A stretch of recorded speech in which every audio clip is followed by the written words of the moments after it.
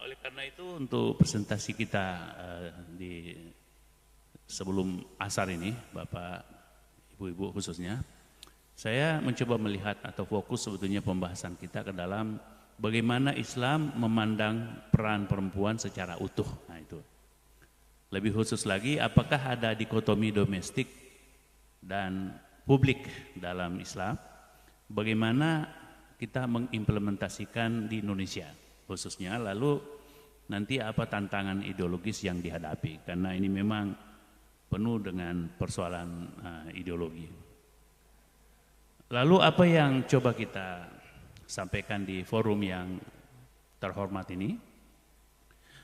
Di sini saya katakan bahwa Islam menempatkan perempuan secara setara, ya, sejajar, ya. Oke, dalam kemuliaan, namun berbeda dalam peran. Nah, itu memang peran kita berbeda, ya. Perempuan muslimah hadir sebagai agen perubahan yang tak ternilai, membawa rahmat dan kemaslahatan bagi keluarga, masyarakat dan seluruh bangsa.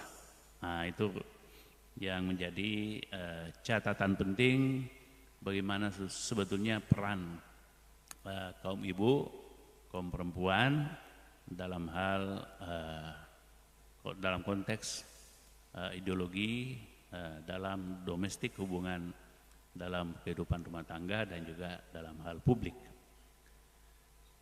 Kalau kita lihat ya next ya, kajian teoritisnya misalnya dalam Al-Quran itu memang sangat ditegaskan bahwa laki-laki dan perempuan adalah mitra ya dalam menjalankan fungsi sosial dan keagamaan.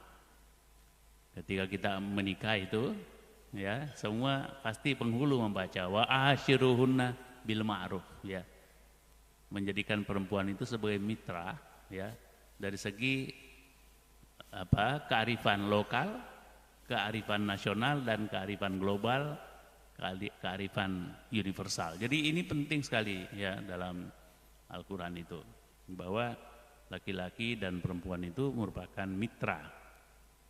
Bahkan dalam ayat yang lain dikatakan bahwa hunna libasul lakum wa antum libasul lahunna. Perempuan itu adalah pakaian bagi laki-laki dan laki-laki adalah pakaian bagi perempuan.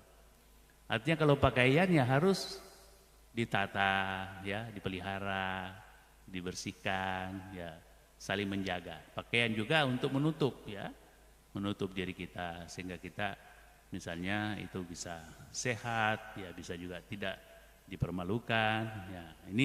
Itu artinya. Jadi seorang perempuan harus bisa menjaga aib sang suami dan juga sang suami menjaga aib sang istri. Jadi memang luar biasa ya hubungan laki-laki dan perempuan. Bahkan perempuan itu sebetulnya tidak sempurna ya kalau tidak didampingi oleh laki-laki, dan laki-laki juga tidak sempurna kecuali didampingi oleh perempuan. Oleh karena itu ya dalam ayat yang lain, ya ayuhan nas inna khalaqnakum min zakarin wa unsa wa ja'alnakum syu'uban wa qabailah lita'arafu inna akramakum indallahi atqakum. Nah itu luar biasa ayat ini. 1447 tahun yang lalu ya sudah menekankan bahwa ada jenis laki-laki dan ada jenis perempuan. Nah, dua jenis itu yang diakui. Oke, jadi gender ya, bicara gender boleh dikata baru 40 tahun terakhir ini ya di dunia ilmu pengetahuan pembahasan gender ini. Tapi sebetulnya Al-Quran ya 1400 tahun yang lalu sudah menjelaskan bahwa ya memang gender itu penting. Ya, relasi gender itu penting. Kesetaraan gender itu penting. Nah kemudian dari situlah melahirkan keluarga. Kemudian keluarga itu melahirkan kabilah. Nah kabilah. Nah kemudian setelah itu kabilah atau suku ya. Nah kemudian dari situ melahirkan yang disebut dengan syu'uban, bangsa. Nah, kemudian setelah itu melahirkan ya umat.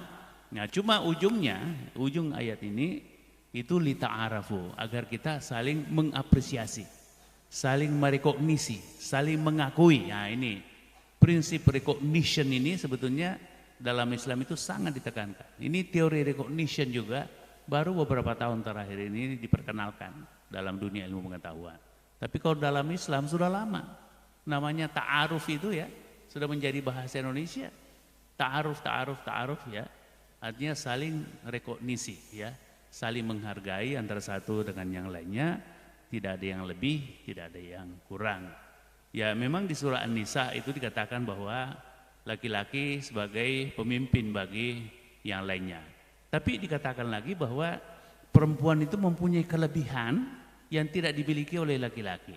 Laki-laki punya kelebihan yang tidak dimiliki oleh perempuan. Jadi ayat itu memang dimulai dengan bahwa qawwamuna 'alan nisa, tapi sebetulnya juga mengakui bahwa masing-masing ada kelemahan.